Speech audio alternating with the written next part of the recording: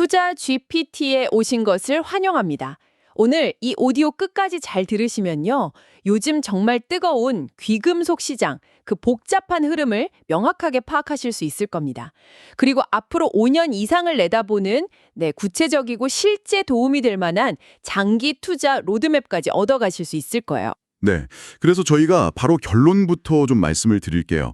청취자께서 보내주신 여러 자료들, FX 엠파이어 기사라든지 벤자민 코언 유튜브 분석, 또 한국경제TV나 블룸버그 인터뷰 같은 것들 있지 않습니까? 네, 많았죠. 이걸 저희가 쭉 종합적으로 분석해 보니까요.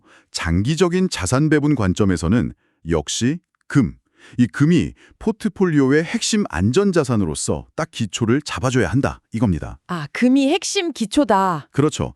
반면에 이제 은이나 플래티넘 같은 경우는요. 각각의 그 산업 수요 변화라든지 또 시장의 순환적인 변동성 이런 걸 잘 활용해서 전략적으로 비중을 조절하면서 투자 기회를 찾아보는 접근 이게 중요해 보입니다. 네, 맞습니다. 귀금속 시장, 특히 금 가격이 연일 정말 뜨거운데요. 오늘 저희는 청취자께서 공유해 주신 자료들, 특히 FX 엠파이어나 kitco 같은 데서 오늘 10월 16일자 최신 정보들을 중심으로 해서요. 현재 시장 상황을 가장 정확하게 한번 짚어보겠습니다. 그리고 향후 5년 이상을 위한 장기 전략까지 명확하게 제시해 드릴게요. 좋습니다. 그럼 가장 주목받는 금 시장부터 좀 깊이 파고 들어가 볼까요? 금값이 온스당 4,250달러 넘어서 사상 최고치 경신했다 이런 소식인데 도대체 왜 이렇게 오르는 걸까요? 네, 이게 한 가지 이유 때문은 아니고요. 여러 동력이 좀 복합적으로 작용한 결과라고 봐야 합니다.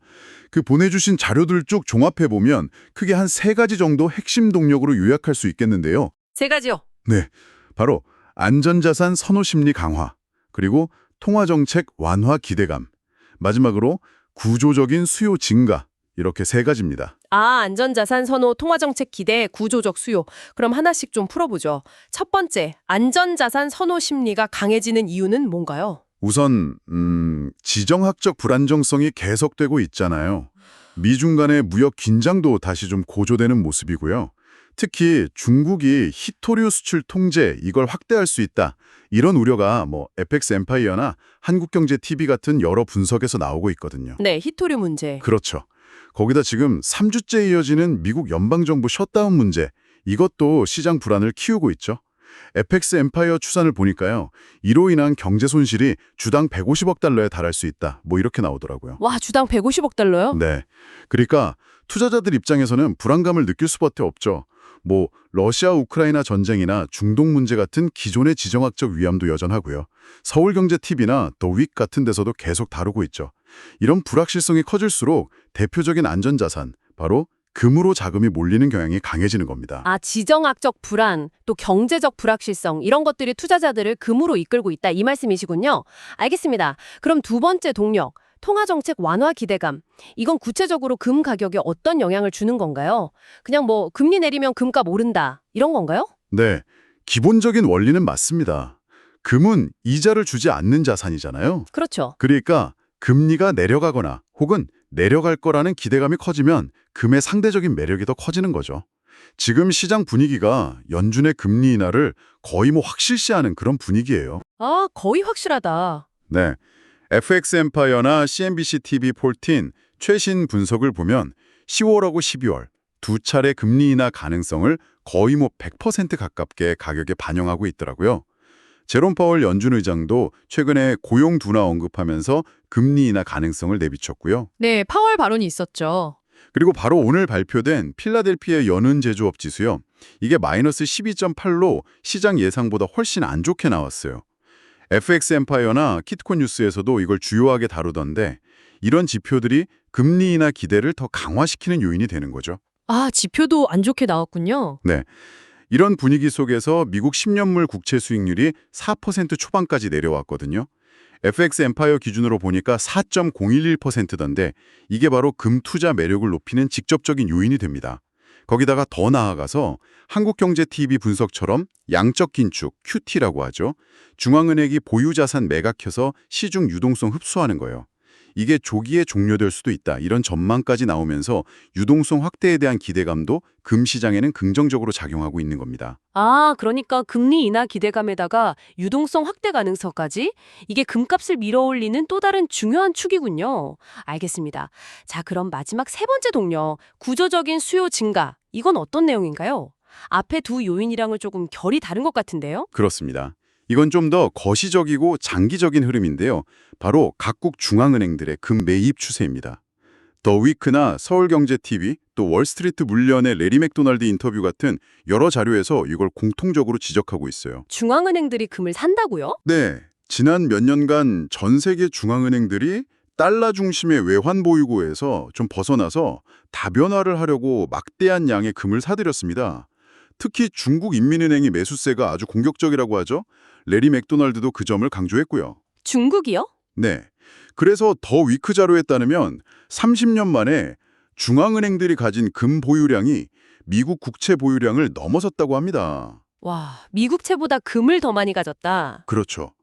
이게 그냥 단순한 포트폴리오 조정 수준이 아니라 어쩌면 달러 시스템에 대한 어떤 근본적인 시각 변화를 보여주는 걸 수도 있다는 점에서 상당히 중요하게 봐야 할 부분입니다. 물론 민가 수요도 꾸준해요. 인도의 축제 시즌 수요 얘기도 있었고 한국에서는 골드바가 품절된다는 얘기도 있었잖아요. 네, 맞아요. 골드박 품절 사태. 개인 투자자들 관심도 상당히 높다는 거죠. 중앙은행들의 움직임, 이게 특히 흥미롭네요. 그런데 아까 잠깐 언급하신 부활 전문가 있잖아요.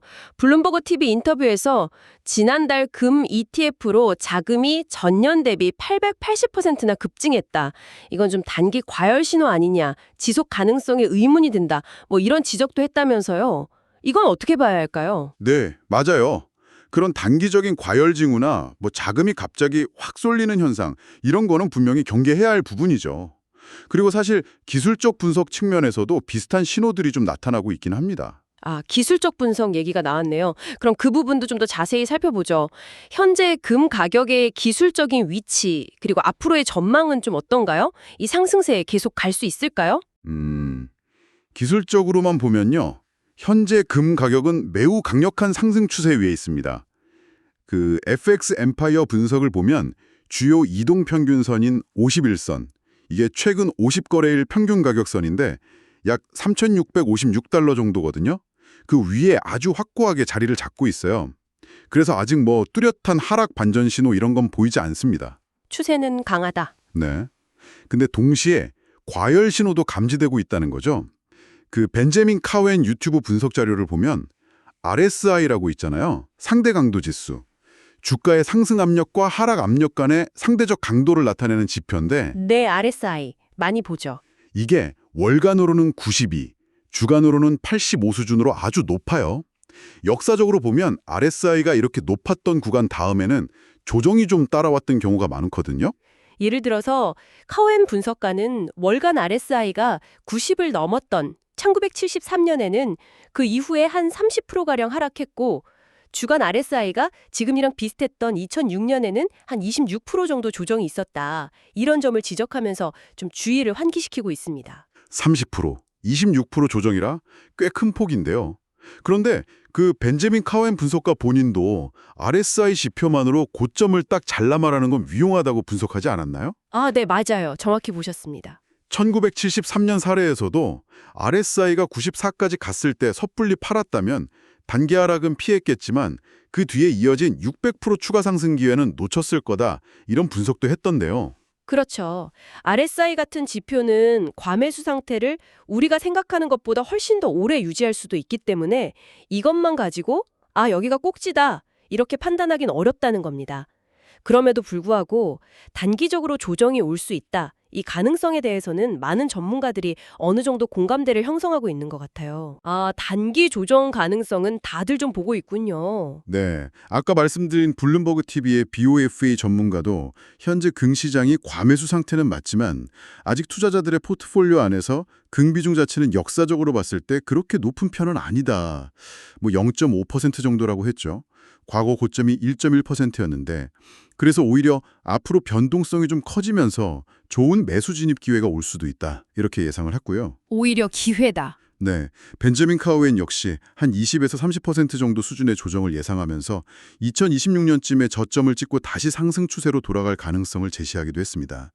국내 전문가들도 뭐 한국경제TV나 서울경제TV 보면 단기 과열에 따른 숨고래기 가능성, 이걸 좀 염두에 두라고 조언하고 있고요. 그렇군요. 그러니까 단기적으로는 조정 가능성을 좀 열어두되 중장기적인 방향성에 대해서는 여전히 긍정적인 시각이 우세하다 이런 말씀이시네요. 네, 그렇습니다. 중장기 전망은 상당히 밝다고 봐야죠. 서울경제TV 보도를 보면 뱅크 오브 아메리카, BOFA는 2026년 그 목표가로 온스당 5,000달러를 제시했고요.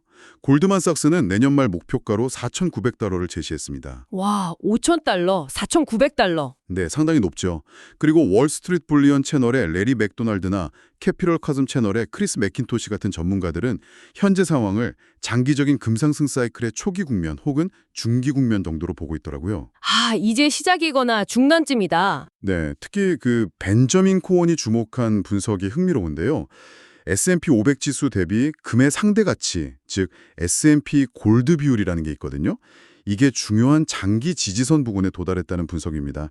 역사적으로 보면 이 비율이 하락 추세로 전환될 때, 다시 말해 주식 대비 금의 가치가 높아질 때는요, 주식시장이 좀 조정을 받더라도 금이 상대적으로 더 나은 성과를 보이는 경향이 있었습니다. 아, 그 비율이 중요하군요. 네, 그러니까 금이 포트폴리오 안에서 위험을 분산시키는 역할을 할 수 있다는 걸 보여주는 거죠. 네, 금에 대한 정말 신칭적인 분석 감사합니다.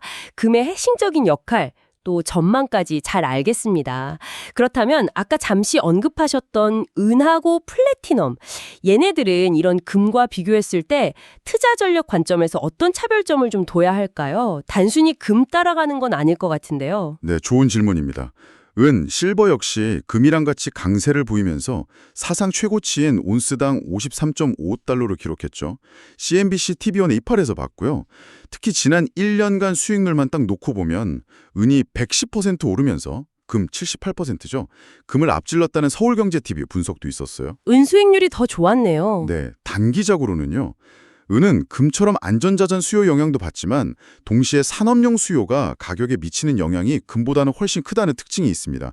특히 뭐 태양광 패널이라던가 전기차 배터리 같은 친환경 산업에서의 수요 증가, 이게 장기적으로 가격 상승의 동력이 될 수 있다는 거죠. 이 부분은 근데 보내주신 자료의 구체적인 언급은 좀 부족했지만 메탈스 포커스 같은 기관 보고서에서 중요하게 다루는 내용입니다. 아, 산업 수요가 중요하다. 그렇죠. 그리고 최근 가격 급등에는 런던 금속 시장에서 대규모 숏 스퀴즈, 그러니까 공매도 포지션 가진 투자자들이 가격 오르니까 손실 줄이려고 막 경쟁적으로 사는 현상 있죠? 그것도 한몫했다는 분석도 있었고요. 그렇군요. 플래티넘은 또 어떤 특징이 있을까요? 플래티넘은 주로 자동차 배기가스 정화용 촉매제로 많이 쓰이죠. 그리고 금이나 은보다 훨씬 희소성이 높은 금속입니다. 최근 13년 만에 최고가를 기록했다는 킷코 뉴스 보도도 있었고요. 13년 만에 최고가? 네, 그 월스트리트 불리언 인터뷰에서 레리 맥도날드가 이런 얘기했는데요. 플래티넘이랑 팔라디움 시장 전체 규모를 다 합쳐도 한 3,600억 달러 정도밖에 안 된다는 거예요. 금 시장에 비하면 아주 작죠. 아, 시장 규모가 작군요. 네, 이게 뭘 의미하냐면 상대적으로 적은 돈이 들어와도 가격 변동성이 아주 크게 나타날 수 있다는 겁니다. 즉, 높은 수익을 기대할 수도 있지만 동시에 위험도 그만큼 크다는 거죠. 역사적으로 보면 플래티넘 가격이 금 가격보다 더 높았던 시기도 있었다는 점도 좀 흥미로운 부분이고요. 그렇군요. 금과는 또 다른 산업적 특성, 그리고 시장 규모를 가진 은과 플래티넘이네요. 그럼 이 금속들을 활용한 투자 전략은 어떻게 가져가야 할까요? 네, 핵심은 전략적 배분이라고 할 수 있습니다. 금처럼 포트폴리오의 핵심 안전자산으로 그냥 장기 보유한다기보다는요. 금과의 상대적인 가치, 예를 들면 금은 비율이나 금 플래티넘 비율 같은 걸 보고 또 각 금속 고유의 산업 수요 전망 변화, 이런 걸 면밀히 살피면서 포트폴리오 내에서 비중을 좀 유연하게 조절하는 전략, 이게 유효해 보입니다. 유연하게 조절한다. 네, 예를 들어서 뭐 친환경 산업 승장에 따라서 은 수요가 늘어날 거라는 기대감이 높아진다거나 아니면 특정 시점에 금에 비해서 은이나 플래티넘이 너무 싸다, 저평가되었다 이렇게 판단될 때 비중을 좀 늘리는 거죠. 혹은 순환적인 가격 변동성을 활용해서 트레이딩 기회를 찾아볼 수도 있겠고요. 알겠습니다. 자, 그럼 이 모든 분석을 종합해서요. 청취자께서 앞으로 5년 이상을 내다보는 장기 투자 계획을 세우신다. 그러면 구체적으로 어떻게 해야 할까요? 그래서 이게 다 무슨 의미일까요? 네, 그 보내주신 모든 소스 자료들을 바탕으로 해서 다음과 같은 장기 투자 전략 방향을 제안해 드릴 수 있겠습니다. 첫째는 자산 배분입니다. 가장 중요한 원칙은 역시 금을 포트폴리오의 핵심 안전자산, 그리고 장기적인 가치 저장 수단으로 삼아야 한다는 겁니다. 이건 뭐 레리 맥도날드나 라피파버 같은 여러 전문가들이 공통적으로 강조하는 부분이고요. 한국경제TV 분석에서도 같은 맥락으로 언급이 됐죠. 네, 금이 핵심. 그렇죠. 특히 벤자민 코엔이나 라피파버는 금이 장기적인 통화 가치 하락이나 예측 불가능한 시스템 리스크에 대해서 아주 중요한 보험 역할을 할 수 있다. 이렇게 분석했습니다. 포트폴리오 내에서 금을 핵심으로 가져가야 한다는 건 알겠습니다. 그럼 구체적으로 어느 정도 비중이 적절할까요? 물론 개인의 위험 감수 능력에 따라 다 다르겠지만 혹시 참고할 만한 전문가들의 제안 같은 게 있었나요? 네, 몇 가지 가이드라인이 좀 제시되긴 했습니다. 예를 들어서 월스트리트 불련 인터뷰에서 레리 맥도날드는 전체 포트폴리오의 한 30% 정도를 원자재, 커머더티에 할당하는 방안을 제시했고요. 또 모건 스탠리 분석을 인용하면서 금에만 20%를 할당하는 전략을 언급하기도 했습니다. 30% 원자재 혹은 금에만 20%? 네. 그리고 아까 그 블룸버그 TV의 BOFA 전문가는 현재 고객들의 평균 금 비중이 한 0.5% 수준이다. 근데 과거 고점이 1.1%였으니까 아직 추가적으로 비중을 늘릴 여력이 있다. 이렇게 분석했죠. 한국경제TV 전문가 역시 주식 같은 위험 자산이랑 같이 금 비중을 일정 부분 유지해라. 이렇게 권고했고요. 네. 따라서 청취자님의 현재 포트폴리오 상황을 먼저 점검해 보시는 게 중요합니다. 내 포트폴리오 안에 안전자산, 특히 금 비중이 지금 어느 정도인가 이걸 먼저 파악하시고 금을 핵심 축으로 설정하신 다음에 은과 플래티넘은 아까 말씀드린 대로 산업 수요 전망이나 가격 매력도 같은 걸 고려해서 전략적으로 비중을 조절하는 접근, 이게 바람직해 보입니다. 네, 비중 점검이 우선이군요. 그럼 투자를 시작하거나 비중을 늘리는 시점은 언제가 좋을까요? 지금처럼 가격이 역사적 고점 부근에 있는데 섣불리 들어가기는 좀 부담스러울 수 있잖아요. 네, 맞습니다. 그래서 단기적인 고점을 딱 맞추려고 하는 시도, 이건 좀 지양해야 합니다. 벤자민 코엔도 여러 번 강조했지만 시장 타이밍 예측이라는 게 매우 어렵고 위험하거든요. 그렇죠. 캐피털 코즘 채널의 크리스 맥킨토시 역시 장기적인 관점을 유지하라고 강조했고요. 그래서 가장 효과적인 방법은 변동성을 활용한 분할 매수입니다. 달러 코스트 에버리징이라고 하죠. 정해진 금액으로 특정 자산을 주기적으로 사서 평균 매입 단가를 낮추는 효과로 노리는 전략이요. 아, 분할 매수. 네, 블룸버그 TV의 BOFA 전문가는 금 가격의 지금 수준에서 한 100달러에서 200달러 정도 하락할 때마다 매수 기회로 삼을 수 있다. 이렇게 조언했고요. 월스트리트 불련의 레리 맥도날드는 초기 투자금을 한 3분의 1씩 나눠서 들어가고 그 후에 가격이 내려가면 추가로 매수하는 전략을 권장했습니다. 3씩 나눠서 떨어지면 더 산다. 네. 오히려 지금처럼 여러 전문가들이 단기 조정 가능성을 언급하고 있는 시점, 보파나 벤자민 코엔 같은 분들이요. 이런 시점이 분할 매수를 시작하거나 아니면 구체적인 실행 계획을 세우기에 오히려 적절한 타이밍일 수도 있다는 거죠. 마지막으로요. 장기 투자를 하다 보면 예상치 못한 위험에 직면할 수도 있을 텐데요. 위험 관리 측면에서는 어떤 점들을 좀 고려해야 할까요? 가장 먼저 항상 조정 가능성을 염두에 두셔야 합니다. 벤자민 코엔이 분석했듯이 과거 사례 보면 20, 30% 수준의 조정은 언제든 올 수 있거든요. 20, 30% 조정? 네. 둘째는 금 가격에 좀 부정적인 영향을 줄 수 있는 잠재적인 리스크 요인들. 이걸 계속 모니터링해야 합니다. 예를 들면 예상보다 인플레이션이 빨리 둔화돼서 금리 인상 기대가 약해진다거나 아니면 예상치 못하게 달러가 계속 초강세를 보인다거나 혹은 레리 맥도날드가 경고했던 것처럼 갑작스러운 신용경색이 발생할 가능성 같은 것들이죠. 네. 아까 벤자민 코엔이 제시했던 S&P 500 대비 금가치 비율, S&P 골드 비율 변화 추이도 시장의 위험 선호도를 좀 가늠해 볼 수 있는 중요한 관찰 지표가 될 수 있고요. 셋째는 귀금속은 변동성이 꽤 큰 자산이니까 과도한 레버리지 사용은 피해야 한다는 점입니다. 레버리지는 조심해야죠. 그렇죠. 마지막으로 가장 중요할 수도 있는데요. 단기적인 가격 등락에 너무 흔들리지 말고 처음에 세웠던 자산 배분 원칙 그리고 장기적인 투자 목표 이걸 꾸준히 지켜나가는 것이 무엇보다 중요합니다. 크리스 맥켄토시도 이 점을 강조했고요. 네, 오늘 정말 금속 시장, 특히 금, 은, 플래티넘에 대해서 아주 깊이 있는 분석을 나눠봤습니다. 현재 시장을 움직이는 동력부터 기술적 분석, 또 중장기 전망, 그리고 가장 중요한 5년 이상을 내다보는 장기 투자 전략과 위험 관리 방안까지 아주 상세하게 짚어주셨네요. 네, 오늘 논의의 핵심은 결국 지속적인 부채 증가라든지 지정학적 불안정 심화, 또 중앙은행들의 이례적인 금 매집 같은 이런 거시적인 환경 변화 속에서 금이라는 자산이 포트폴리오 안에서 수행해야 할 근본적인 역할, 그 중요성을 다시 한번 확인하는 것이었습니다. 네, 금의 역할. 동시에 금과는 또 다른 매력을 가진 은과 플래티넘이 제공하는 전략적인 투자 기회를 어떻게 활용할 수 있을지 그 점에 대해서도 살펴보았고요. 레리 맥도날드나 크리스 맥킨토시 같은 여러 전문가들이 지적하듯이 장기적인 자본의 흐름이 결국 실물 자산, 즉 하드 에셋으로 향하고 있다는 그런 거시적인 관점 또한 오늘 논의의 중요한 배경이었습니다. 오늘 제시된 장기적인 투자 전략을 바탕으로 청취자 여러분은 지금 바로 포트폴리오 내 안전자산 비중을 점검하고 금과 은의 분할 매수 계획을 수립하는 것을 최우선 실행 방안, 액션 아이템으로 삼으시길 바랍니다.